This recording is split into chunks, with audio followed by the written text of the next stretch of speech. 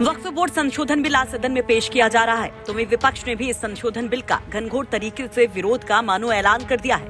कांग्रेस सपा दोनों ने सदन में लठ गाड़ने की तैयारी कर ली है और इसका आगाज अखिलेश यादव ने सोशल मीडिया पर इस मैसेज से भी कर दिया है। अखिलेश यादव ने वक्फ बोर्ड एक्ट संशोधन बिल का विरोध करते हुए बीजेपी को घेरा और इसे जमीन बेचने का बहाना बताया। सोशल मीडिया प्लेटफॉर्म एक्स पर अखिलेश यादव ने कहा, वक्फ बोर्ड का ये सब संशोधन भी बस एक बहाना है। रक्षा, रेल, नजूल लैंड की तरह जमीन बेचना निशाना है।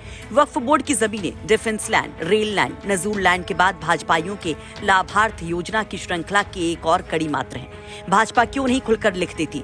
भाजपाई हित में जारी इस बात की लिखकर गारंटी दी जाए कि वक्फ बोर्ड की जमीनें बेची नहीं जाएंगी।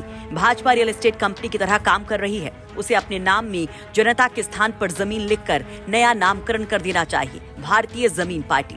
आपको बता दें कि वक्फ बोर्ड कानून के संशोधन का समाजवादी पार्टी, कांग्रेस और AIMIM चीफ असदुद्दीन ओवैसी जमकर विरोध कर रहे हैं और सदन में इस पर हंगामे का भी मूड है। वक्फ बोर्ड अधिनियम संशोधन विधेयक का विरोध कर रहे कांग्रेस और सहयोगी दल चाहते हैं कि इसे स्थायी समिति के पास भेजा जाए।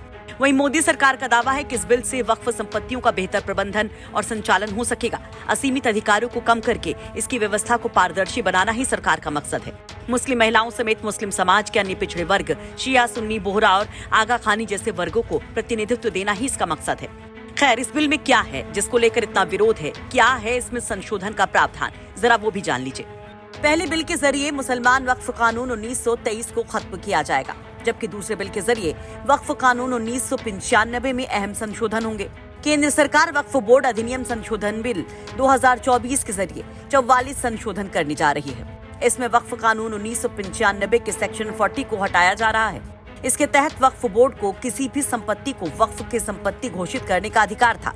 वहीं वक्फ कानून 1995 का नाम बदलकर एकीकृत वक्फ प्रबंधन, सशक्तिकरण, दक्षता और विकास अधिनियम 1995 होगा। केंद्रीय वक्फ परिषद और राज्य वक्फ बोर्ड में मुस्लिम और गैर मुस्लिम का उचित प्रतिनिधित्व होगा। मुस्लिम समुदायों में अन्य पिछड़ा वर्ग, शिया, सुन्नी, बोहरा, आगा खानी का प्रतिनिधित्व होगा। इसके साथ ही महिलाओं को उचित प्रतिनिधित्व दिया जाएगा। केंद्रीय परिषद और राज्य वक्फ बोर्ड में 2 महिलाओं को रखना जरूरी होगा।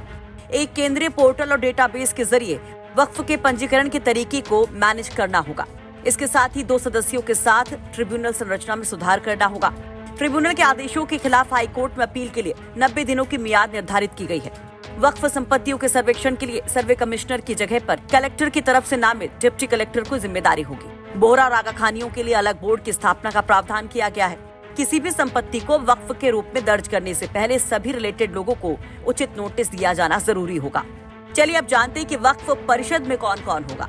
वक्फ परिषद में केंद्रीय मंत्री, 3 सांसद, मुस्लिम संगठनों के 3 नुमाइंदे, मुस्लिम कानून के 3 जानकार, सुप्रीम कोर्ट या हाई कोर्ट के 2 पूर्व जज, एक प्रसिद्ध वकील, राष्ट्रीय ख्याति प्राप्त 4 लोग, भारत सरकार के अतिरिक्त या संयुक्त सचिव इसमें शामिल होंगे।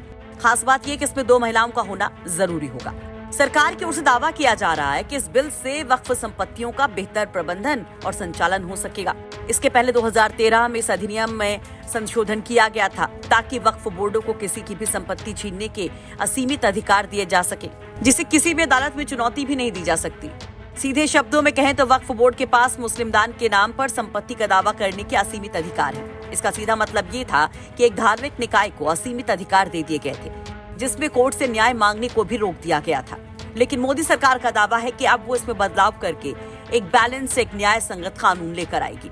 हालांकि विरोधी मोदी सरकार के इस बिल पर निशाना भी साध रहे हैं। वैसे आप इस पर क्या कहेंगे? अपनी राय कमेंट बॉक्स में जरूर रखिए। दिल्ली से हिमांशु मिश्रा के साथ ब्यूरो रिपोर्ट, यूपी तक।